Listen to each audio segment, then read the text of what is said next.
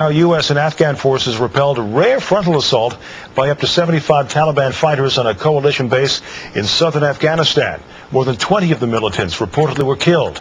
In the aftermath of a Camp David summit meeting between President Bush and the Afghan President Hamid Karzai, we want to talk right now with Afghanistan's ambassador to the U.S. about the importance of this relationship right now and where things stand. And joining me from Washington right now is Jawad, the ambassador of Afghanistan to the United States.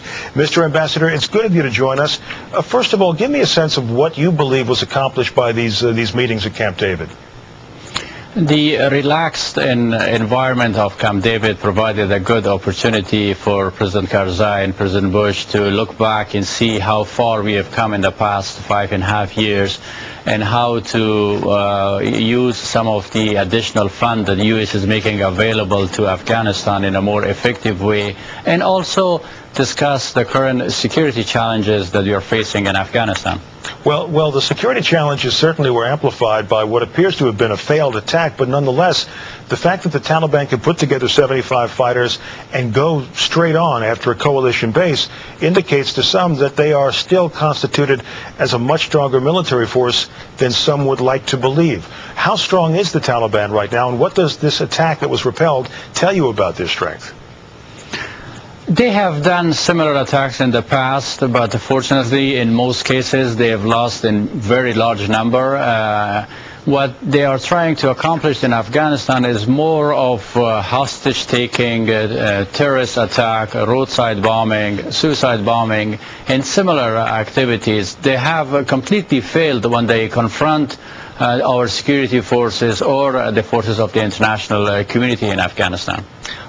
Talk to me about one of the things that came out of this meeting at Camp David was an apparent dispute over the role that Iran is playing or may be playing in regards to the situation in Afghanistan. President Karzai was quoted as describing the Iranians as helpers, and Mr. Bush was making it clear that the U.S. did not view Iran to be helping the situation in Afghanistan. What do you make of that? We are a strategic partner of the United States. Our relation with the United States is the most fundamental, the most important pillar of our foreign policy. Yet we live in a difficult part of the world where our neighbors are pursuing ever-changing policies, fluid policies, and supporting different groups. We have been able to engage Iran in a positive way in the past 5.5 years. We would like to continue Iran to play a positive role in Afghanistan. Mr. Ambassador, how are they helping? Be specific, please. How is Iran helping in the situation? How is Iran helping you and the Afghan government? The Iranian government is helping Afghanistan by providing educational opportunities to Afghan children. They are building roads, and also the Iranian private sector is playing an important role in the reconstruction process. But that now we receive also reports of some certain groups in Iran being having contact with the spoilers, with the Taliban and others, and we are looking very carefully into these reports. We are concerned, but we would rather continue our positive engagement with Iran.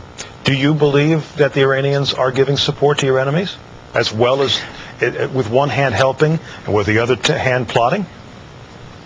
When dual policies are pursued by countries in our part of the world, and there are different sources of decision in Iran, that's why we are looking into these reports more carefully to see who is helping them if these reports are true. Who would you think? Would it be some of Iran's elite forces, perhaps, as the United States has accused them of doing in Iraq, trying to foment the same kind of trouble in your country? We don't have the information at this time, but there are other elements also in Iran that would not like to see stability in Afghanistan, including drug traffickers and smugglers and others. The role of Pakistan. Is Pakistan doing as much as it can to control al-Qaeda forces and to control whatever Taliban may be moving back and forth across the frontier? Pakistan is playing a constructive role lately. We very much welcome the positive role that Pakistan has taken. We are looking forward very much to a grand convention of the people of Afghanistan and Pakistan. Mr. Ambassador, let me interrupt you for a minute. When you say, well, you said lately, what are they doing differently now that they weren't doing before? Well, I think some of the development, including the Red Mosque and others, development in the North Waziristan, have proved that we were right when we were saying that supporting extremism is dangerous for the region, for Afghanistan, for Pakistan, and for global security. So we see a very positive movement in Pakistan toward curtailing the extremist group and cutting the financial and military support for the militants in Afghanistan. Mr. Ambassador, I'm going to ask you to stay there. You've been kind enough to give us some extra time, and we're going to take advantage of that. Let our viewers know we're going to take a break right now. Come back.